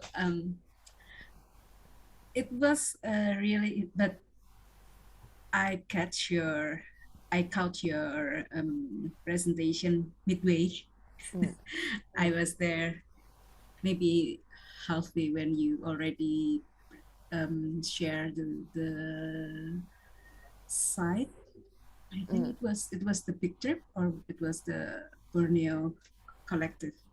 So I you miss out a lot. Yeah, really? you're actually with us like since the beginning. Yeah. Oh, see, I thought I was late. No, you weren't late. Yeah. And when you said that this kind of research can make you give up, I could tell you I gave up. I've been there. So the case that I was working on was about traditional parade, and I was doing it in, well, it's an attempt of a PhD research, and I was comparing it with the parade in Belfast. So it's how the parade can decide or symbolize the territorial demarcation in a segregated community. And because the territorial line is not really very physical, it is negotiated by the parade. That is the funny thing I found in Belfast. And then I tried to see it in the Indonesian case, where in Indonesia there are segregated community, but not in term of like what happened in Belfast, because we rarely have dispute, we rarely have conflict because of the segregation. But there is in Surabaya, there in Ampel, there is a parade that considered as a mutual identity. And it was the period is very new. It started in 2000s after the Reformation, and just when people try to like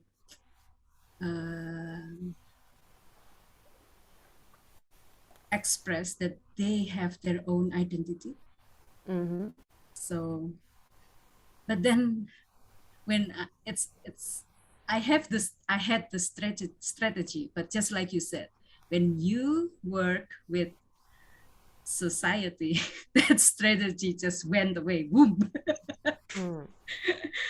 And I found so many things that I could work on. And then I tried to make a site just like your site. The one that I saw in your site, that I think it was not the big trip. The big trip. The big trip, you had the what is it? The description, or in your description, we trace the line from oral tradition to modern media. Step into our series of podcasts recording the voices of communities still linked to their ancestral wisdoms and rooted practices. In Ampel site, because the parade is actually new, I found that actually they already have a scape, like a traditional scape that is actually built by scent, aroma.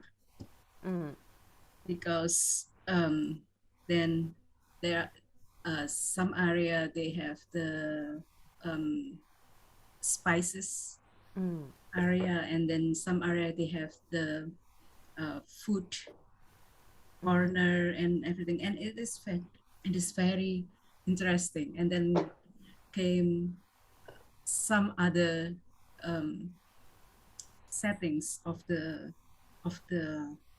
kampung itself, and then they have their traces of architectural facade, because it was a kampung, and people built according to the the year, the trend that happened in their year. So if we went from alley to alley, we can see some buildings built in 1800s and some buildings built in 900s, and some older one and newer one. And it's like you go through a visual book of history in that whole kampung, and it was interesting.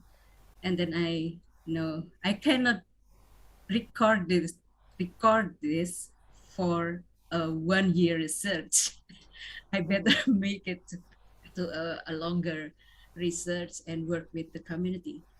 And but the community, unfortunately, because it is in the city, it is driven, or the agenda is driven by the government, and they have their own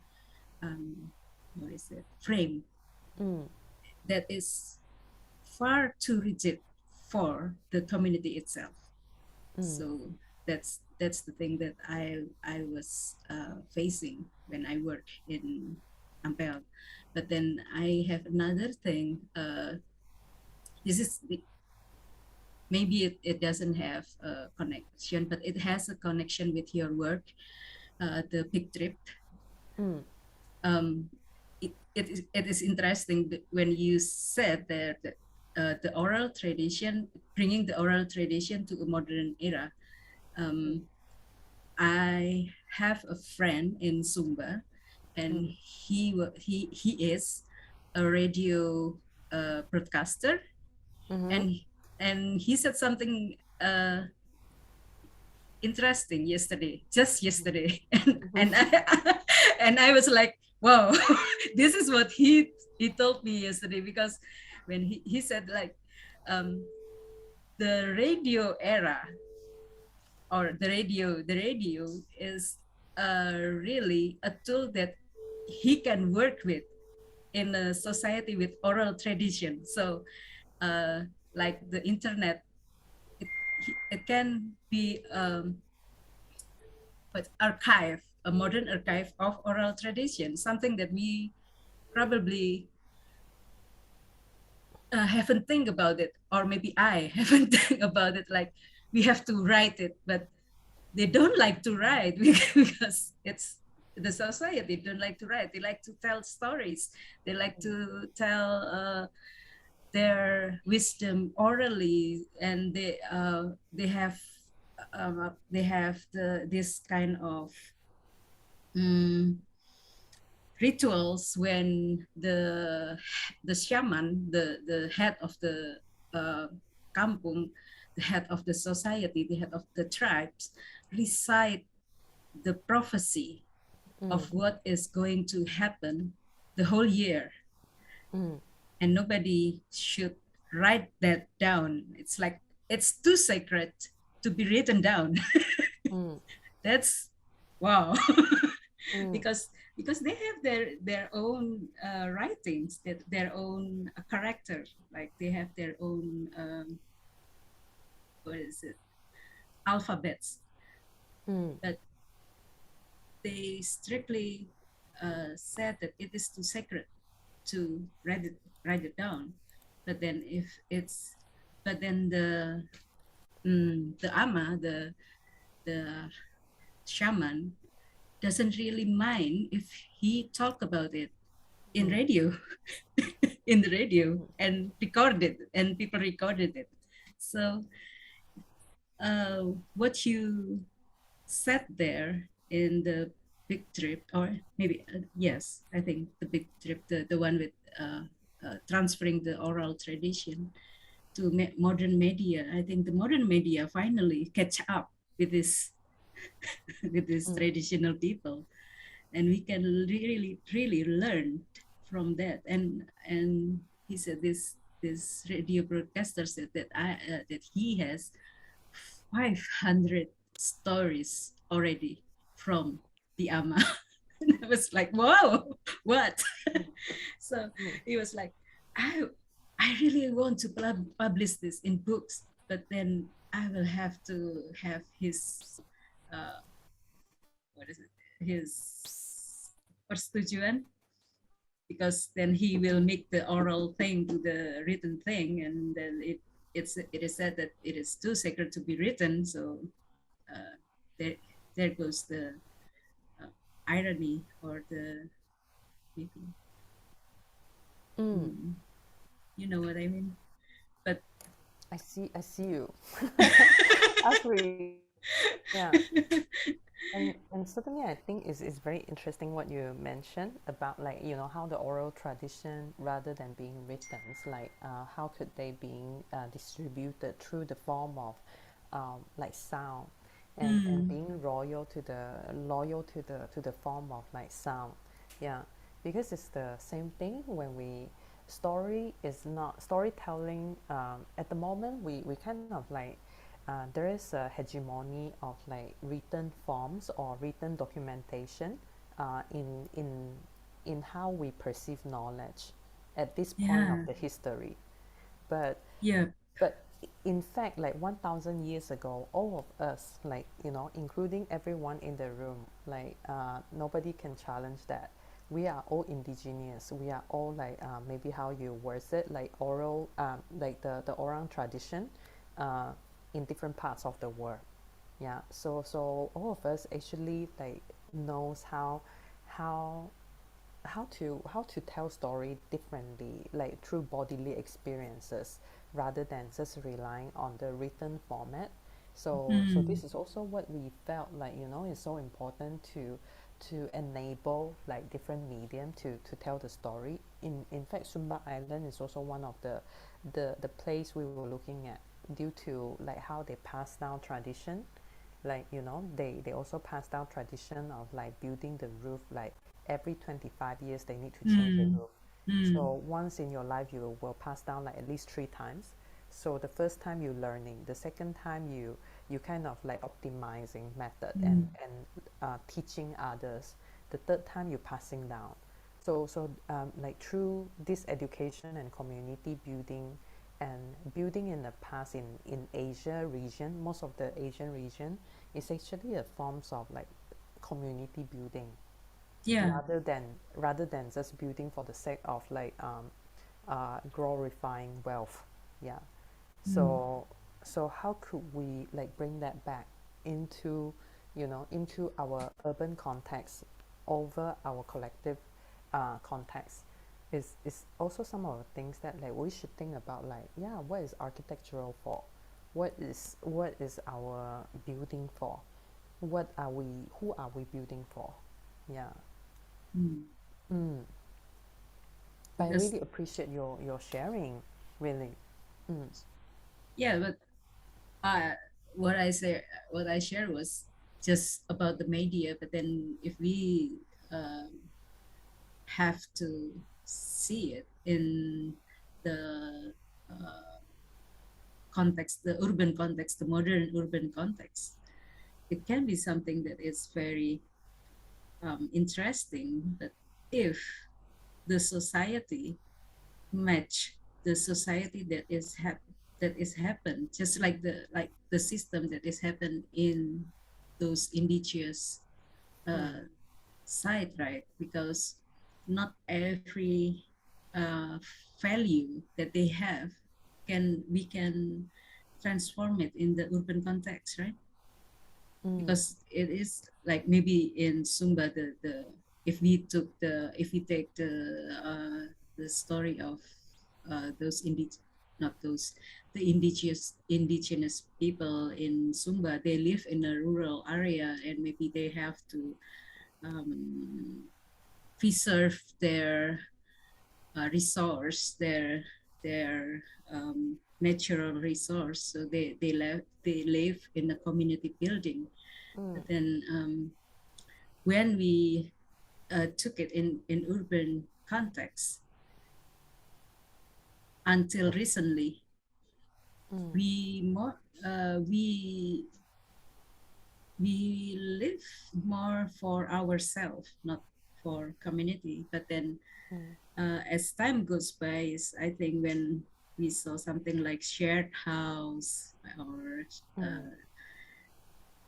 it's somehow the modern community are finding their way back to community life. So maybe it's time for us to look at them as the system of sustainability. If we stop not stop, but like if we do adaptive design more and then try to use what we already have built in the urban side, and then we try to live more as a community than individuals, then we can preserve our resources. That's what I thought. But it's I don't know, it's kind of a long shot. Yeah, I think it's a part of the how we can make use of the some of the ancestral roots. Not Yeah. only using, but only like a dwelling. Like not well, I mean it's starting with the archive for sure, and understanding it takes a times Yeah. and then digest it, and I think it's like a butterfly, right? And we need just to have a like an imagination first, and then try to like I think it's the voice of the indigenous rural or urban, and it needs to be heard of. But I think it's a good points that we need to have a sensitivity of it. And maybe if we have several media to record it rather than only written, Spotify. Spotify, YouTube, or maybe Okay. we can have like wider source on what is it, something that we can read in Yeah. to extract from those ancestral value that maybe we took it for granted, or we saw it as something that is not in context. So I don't know, probably I think your work is really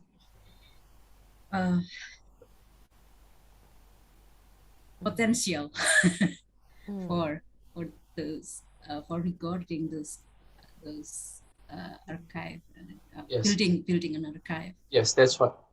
Okay, thank you, Bu Altra. Yeah. That's why we are like a crossing between a Wendy's in this Oma library. Just put it, So put it all of this discourse together, because I mean the world is flat, and we need to learn from Wendy's and the case studies, and how she formed is quite a beautiful discourse in the how to refine the art and craft into like a more well or bodily experience. I think it's quite amazing. Or maybe the world is not flat, the world is concave. Yeah, it's like concave could be. Thank you. Yeah.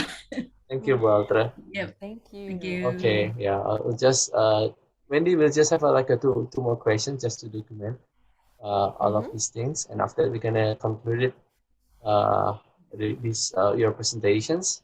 The first one is from the Nirma, I think, from the podcast of the narrative. I just read it.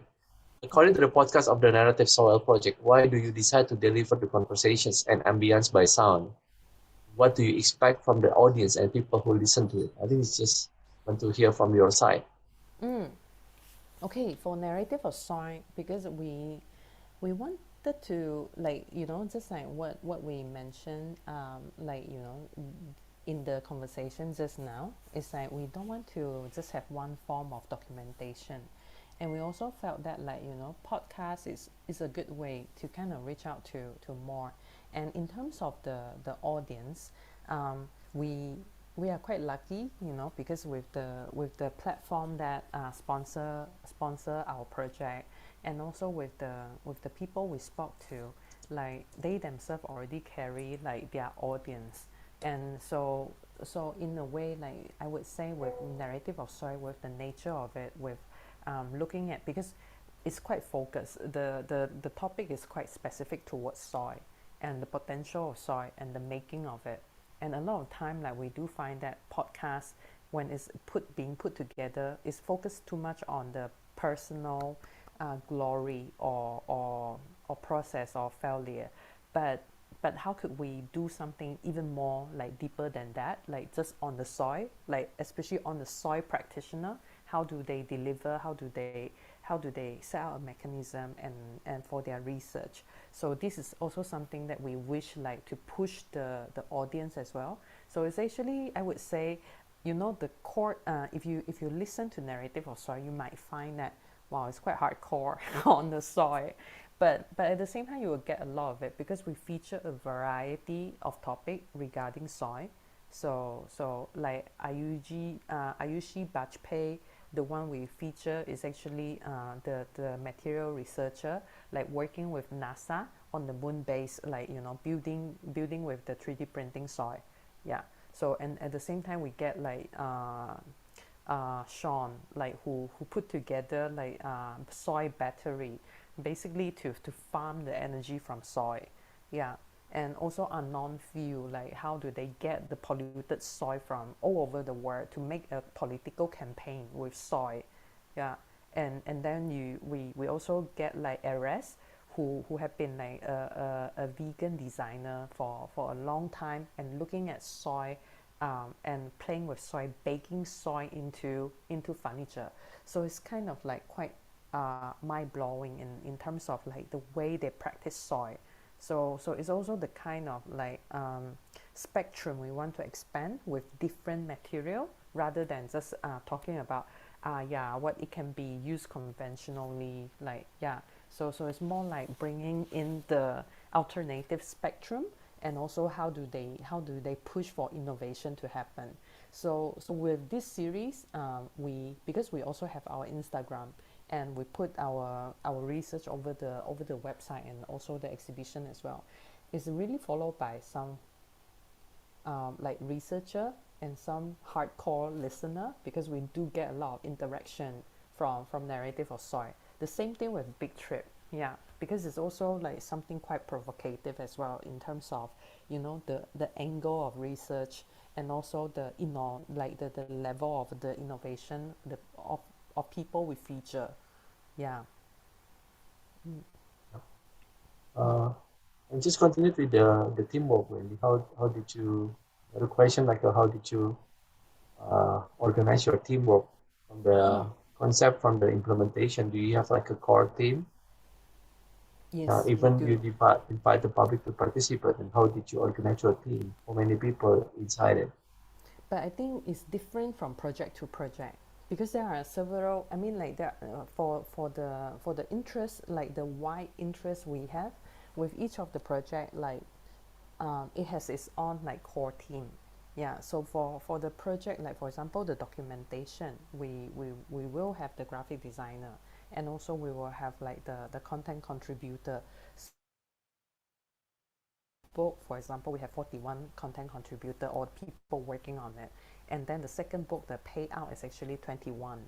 Yeah, so you can imagine, like, you know, the scale of each of the project is kind of varied. Yeah, so there are like, so with the Big Trip, for example, we have 6 core team, yeah, team member, and with narrative of soy, it's me and Eliza, but on our end, like, we have 6 people working on it. So I think it's vary from project to project, but certainly we luckily we have the system, and also the way to pull like the people who good at certain things into the project. I think it's amazing how you have a categorization between yourself, your team, the public, and you stay clear of things and let the unprecedented happens, like the teamwork and everything. I think it's a multidisciplinary practice in the exhibition curations and all everything that are part of the this kind of architecture works. Thank And the you. final part, Wendy, do you have any closing statement before I make a conclusion to your presentations? Please. You mean a conclusion? Like Yes, Eka, are you closing asking Eka? statement. Yes, Oh, the closing closing statement. statement is Oh, okay. Sorry, it's like there was a glitch to it's it just okay. now. Yeah, you know what? Like just now, the conversation actually made me want to recommend some books. I don't know whether I'm allowed to. Yes, you're so, allowed. so, so there is a book called Third Wave. Yeah, because the third wave. Okay, I'm just going to write it down. Like third wave society. Yeah, Alvin Toffer.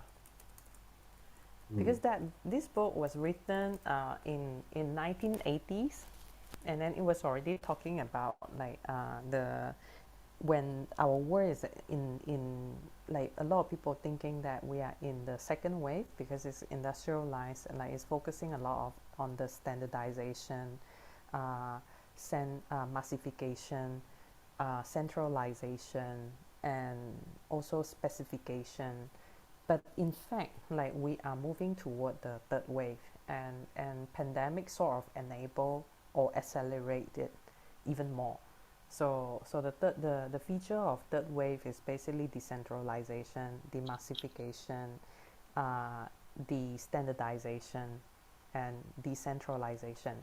So everything's kind of like move away from like so-called the paradigm or the city, because in the second wave society we have very little like role model to kind of like follow.